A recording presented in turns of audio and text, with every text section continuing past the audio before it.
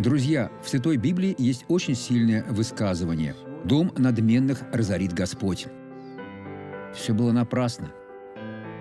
Человек создал семью, но на нее распространилось его проклятие, поскольку он надменный, считает себя лучше других. Друзья, на этой неделе будет святое причастие. Приходите причащаться в эту субботу на улицу Сан-Жуан, 791, в 9, 14 и 18 часов.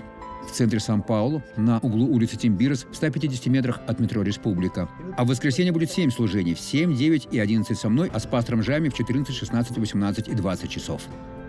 Дом надменных разорит Господь, а межу вдовы укрепит. Запомните это слово, оно для вас.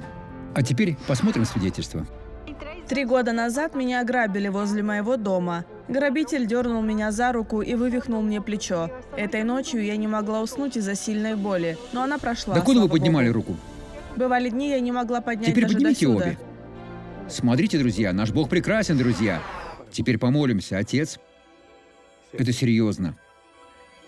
Я вступаю в битву ради того человека, который был расстроен, обеспокоен тем заявлением, которое сделал Господь. Отец, благослови этот дом, эту семью.